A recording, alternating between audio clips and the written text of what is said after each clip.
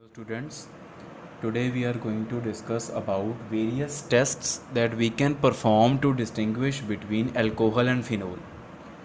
Assume करो कि ਤੁਹਾਨੂੰ ਇੱਕ ਬੀਕਰ ਦੇ ਵਿੱਚ ਇੱਕ ਟਰਾਂਸਪੇਰੈਂਟ ਲਿਕੁਇਡ ਦੇ ਰੱਖਿਆ ਔਰ ਤੁਹਾਨੂੰ ਇੰਨਾ ਪਤਾ ਵਾ ਕਿ ਜਾਂ ਤਾਂ ਇਹ ਐਲਕੋਹਲ ਆ ਤੇ ਜਾਂ ਇਹ ਫਿਨੋਲ ਆ.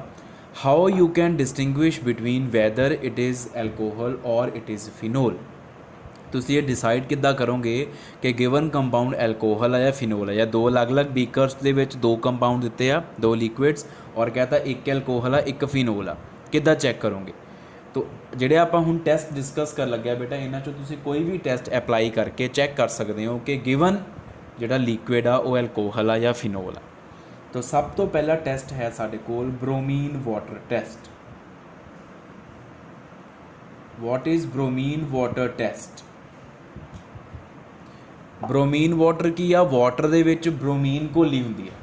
ਬ੍ਰੋਮੀਨ Br2, it is itself a liquid, and bromine water is bromine dissolved in water. It is called bromine water. तो इस टेस्ट ਦੇ ਵਿੱਚ ਕਰਨਾ ਕੀ ਆ? ਬਹੁਤ ਸਿੰਪਲ ਆ. ਗਿਵਨ ਕੰਪਾਊਂਡ ਲਓ, ਉਹਦੇ 'ਚ ਡਾਇਰੈਕਟਲੀ ਬ੍ਰੋਮੀਨ ਵਾਟਰ ਐਡ ਕਰ ਦਿਓ.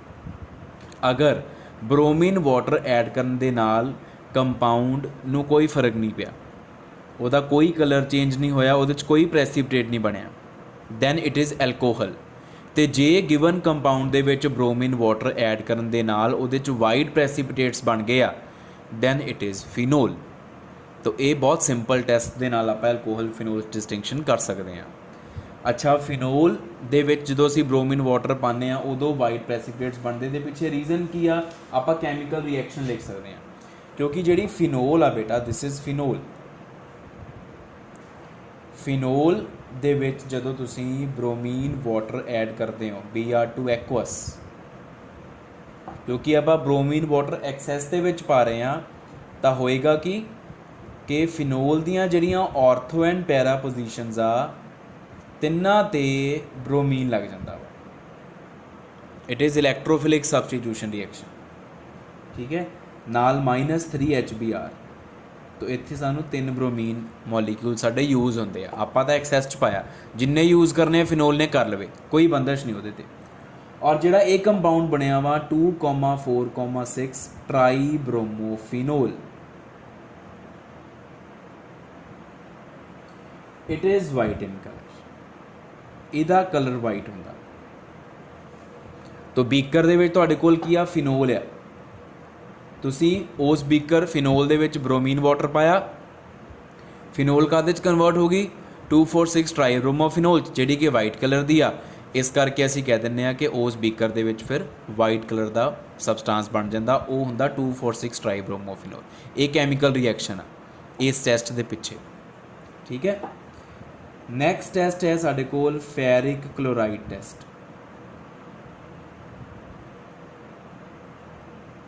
ਫੈਰਿਕ ਕਲੋਰਾਈਡ ਟੈਸਟ ਦੇ ਵਿੱਚ ਵੀ ਬਿਲਕੁਲ ਸਿੰਪਲ, ਕਿ ਜਿਹੜਾ ਗਿਵਨ ਕੰਪਾਊਂਡ ਆ ਤੁਸੀਂ ਉਹਦੇ 'ਚ ਫੈਰਿਕ ਕਲੋਰਾਈਡ ਦਾ ਸੋਲਿਊਸ਼ਨ ਐਡ ਕਰ ਦਿਓ, FeCl3, which is yellow in colour.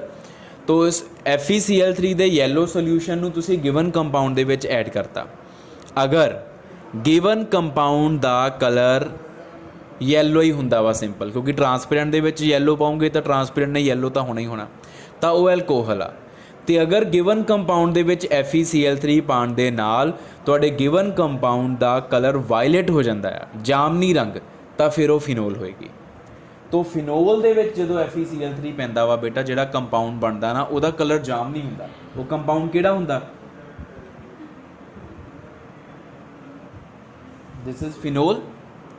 ਇਹਦੇ 3 ਮੋਲਸ ਯੂਜ਼ ਹੋਣੇ ਆ ਵਿਦ 1 ਮੋਲ ਆਫ FeCl3. ਜਦੋਂ ਤੁਸੀਂ ਫਿਨੋਲ 'ਚ FeCl3 ਪਾਇਆ, ਕਿਹੜਾ ਕੰਪਾਊਂਡ ਬਣਿਆ? FeOC6H5 ਥਰਾਈਸ, ਨਾਲ ਬਣਿਆ ਵਾਟਰ, ਸੌਰੀ HCl. ਜਿਹੜਾ ਆਹ ਕੰਪਲੈਕਸ ਬਣਿਆ ਨਾ ਬੇਟਾ, this is violet in colour, this is violet complex. ਤੋ ਫਿਨੋਲ ਦੇ ਵਿੱਚ FeCl3 ਪਾਉਣ ਦੇ ਨਾਲ ਜਿਹੜਾ ਕੰਪਾਊਂਡ ਬਣਦਾ ਨਾ, ਉਹ ਵਾਇਲਟ ਹੁੰਦਾ. ਇਸ ਕਰਕੇ ਸਾਰਾ ਕਲਰ ਵਾਇਲਟ ਹੋ ਜਾਂਦਾ ਬੀਕਰ ਦੇ ਵਿੱਚ ਜਿਹੜਾ ਸਬਸਟਾਂਸ ਹੁੰਦਾ. ਐਲਕੋਹਲ ਜਿਹੜੀ ਉਹ FeCl3 ਨਾਲ ਰਿਐਕਟ ਹੀ ਨਹੀਂ ਕਰਦੀ. ਜੇ ਰਿਐਕਟ ਨਹੀਂ ਕਰਦੀ ਫਿਰ FeCl3 ਦਾ ਕਲਰ ਵੀ ਚੇਂਜ ਨਹੀਂ ਹੁੰਦਾ, ठीक है, this is second test. What is third test? Coupling reaction, और second name is azo dye test. Coupling reaction और एजो डाई टेस्ट. तो ये जो हुंदा की आ, ਜਿਹੜਾ ਗਿਵਨ ਕੰਪਾਊਂਡ ਆ ਐਲਕੋਹਲ ਆ ਜਾਂ ਫਿਨੋਲ ਆ ਸਾਨੂੰ ਨਹੀਂ ਪਤਾ, ਤੁਸੀਂ ਉਹਦੇ ਵਿੱਚ ਬੈਂਜ਼ੀਨ ਡਾਈਜ਼ੋਨੀਅਮ ਕਲੋਰਾਈਡ ਐਡ ਕਰੋਗੇ. You will add benzene diazonium chloride in the given compound, ਜਿਹਨੂੰ ਚੈੱਕ ਕਰਨਾ ਐਲਕੋਹਲ ਆ ਕਿ ਫਿਨੋਲ ਆ. ਅਗਰ ਬੈਂਜ਼ੀਨ ਡਾਈਜ਼ੋਨੀਅਮ ਕਲੋਰਾਈਡ ਐਡ ਕਰਨ ਤੋਂ ਬਾਅਦ ਗਿਵਨ ਕੰਪਾਊਂਡ ਦੇ ਵਿੱਚ ਕੋਈ ਚੇਂਜ ਨਹੀਂ ਆਇਆ ਤਾਂ ਉਹ ਐਲਕੋਹਲ ਆ.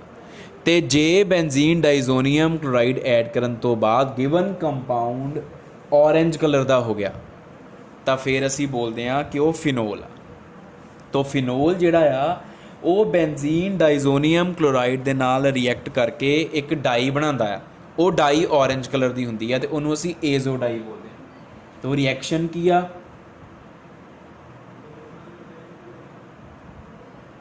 This is our phenol. ਠੀਕ ਹੈ, ਫਿਨੋਲ ਦੀ ਯੂਜ਼ ਹੁੰਦੀ ਆ ਪੈਰਾ ਹਾਈਡਰੋਜਨ, ਤੇ ਇਹਦੇ ਵਿੱਚ ਅਸੀਂ ਐਡ ਕੀ ਕਰਦੇ ਹਾਂ? ਇਹ 'ਚ ਅਸੀਂ ਐਡ ਕਰਦੇ ਹਾਂ benzene diazonium chloride. This is benzene diazonium chloride. तो इत्थों Cl निकलती है बेटा और इत्थों पैरा हाइड्रोजन इस तरीके के नाल minus HCl and what do we get this type of compound.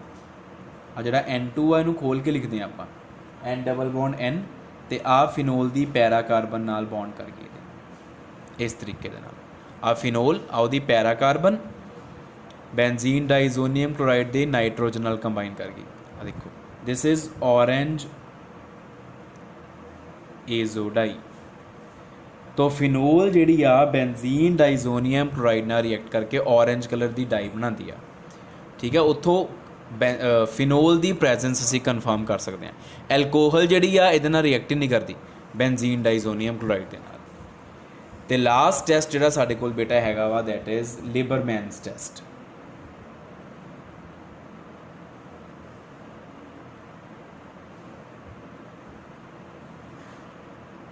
ਜਿਹੜਾ ਕਿ ਆਪਾਂ ਯੂਜ਼ ਕਰ ਸਕਦੇ ਹਾਂ ਐਲਕੋਹਲ ਨੂੰ ਫਿਨੋਲ ਤੋਂ ਡਿਸਟਿੰਗੁਇਸ਼ ਕਰਨ ਦੇ ਲਈ ਕਿ ਐਲਕੋਹਲ ਆ ਗਿਵਨ ਕੰਪਾਊਂਡ ਜਾਂ ਫਿਨੋਲ ਆ. ਤੋ ਇਹ ਟੈਸਟ ਜਿਹੜਾ ਹੈ ਬੇਟਾ ਇਹਦੇ ਸਾਡੇ ਕੋਲ ਇਹ ਸਭ ਤੋਂ ਔਖਾ ਟੈਸਟ ਹੈ. ਇਹ 3 ਸਟੈਪਸ ਦੇ ਵਿੱਚ ਹੁੰਦਾ. ਇਹਦੇ ਵਿੱਚ ਕੀ ਆ, ਜਿਹੜਾ ਗਿਵਨ ਕੰਪਾਊਂਡ ਆ ਜਿਹਨੂੰ ਅਸੀਂ ਚੈੱਕ ਕਰਨਾ ਆ ਕਿ ਕੀ ਐਲਕੋਹਲ ਆ ਕਿ ਫਿਨੋਲ ਆ. ਗਿਵਨ ਕੰਪਾਊਂਡ ਸਭ ਤੋਂ ਪਹਿਲਾਂ ਨਾਈਟਰਸ ਐਸਿਡ ਪਾਇਆ ਜਾਂਦਾ HNO2. ਠੀਕ ਹੈ, फिर सैकेंड स्टैप दे विच की है जिहड़ा गिवन कंपाउंड दे विच असीं नाइट्रस एसिड पाता, उस तो बाद असीं H2SO4 थोड़ा जिहा पा के ते सोल्यूशन नूं वार्म करना हुंदा, हीटिंग प्रोवाइड करनी है थोड़ी जी. ते in the end third number ते की है साडे कोल after adding H2SO4 and heating in the end we add sodium hydroxide NaOH. तो ये 3 स्टैप्स जो असी फॉलो करते हैं गिवन कंपाउंड के नाइट्रस एसिड सल्फ्यूरिक एसिड पा के हीट करना तो इन द एंड आप जो आप सोडियम हाइड्रोक्साइड ऐड करते हैं तो अगर if after last step blue colouration appears given compound अगर ब्लू कलर का हो जाता वा then we say that the given compound is phenol. given compound phenol होएगा. ते जे if no color change, J color change ही नहीं करता then we say that given compound is alcohol. तो इस तरीके दे नाल आपां लिबरमैन टेस्ट लगा के एल्कोहल फिनोल नूं एक दूजे तो सैपरेट डिस्टिंग्विश कर सकते हैं कि गिवन कंपाउंड एल्कोहल आ के फिनोल आ. ਹੁਣ ਇਸ ਕੇਸ ਦੇ ਵਿੱਚ ਜਿਹੜੀ ਰਿਐਕਸ਼ਨ ਆ ਉਹ ਵੀ ਟਫੈਸਟ ਆ, 3 ਸਟੈਪ ਦੀ ਰਿਐਕਸ਼ਨ ਆ. तो सब तो पहला की है we have phenol because only phenol reacts with these 3 compounds in the steps. Phenol दे विच जदों आपां सब तो पहला नाइट्रस एसिड ऐड किया HNO2 then we got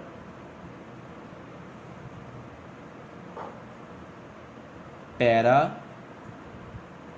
नाइट्रोसोफिनोल, para nitrosophenol, this is nitroso group NO, phenol ਦੀ पैरा पोजीशन ਤੇ NO ग्रुप लग गया नाइट्रोसो ग्रुप। उस तो बाद बेटा जदों ਆਪਾਂ ਇਹਦੇ 'ਚ ਐਡ ਕਰਦੇ ਆ H2SO4 ਤੇ ਨਾਲ ਆਪਾਂ ਹੀਟ ਕਰ ਦਿੰਨੇ ਆ ਤਾਂ ਇੱਕ ਰੀਅਰੇਂਜਮੈਂਟ ਹੁੰਦੀ ਆ। A rearrangement takes place and result of that rearrangement is that compound's nature changes totally.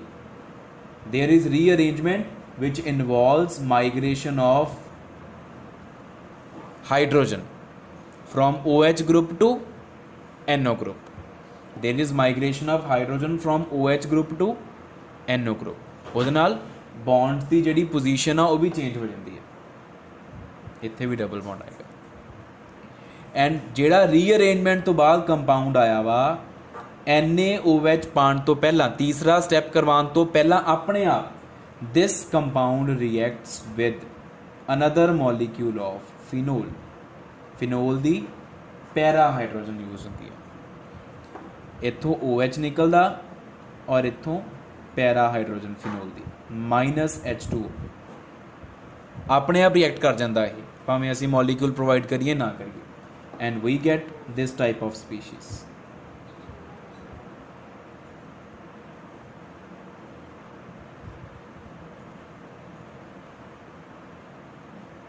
This is a kind of coupling reaction, and in the end when we add sodium hydroxide add ਕਰਦੇ ਹਾਂ ਤਾਂ this hydrogen is acidic in the form of H positive, it is removed because this is sodium hydroxide, it is base, this is acid, combine करके water बन के बाहर निकल गया और we get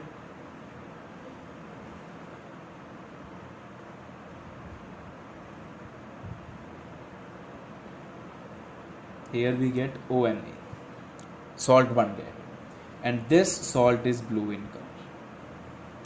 So this is the series of reactions that take place when nitrous acid followed by sulfuric acid followed by a little heating and followed by the addition of NaOH takes place.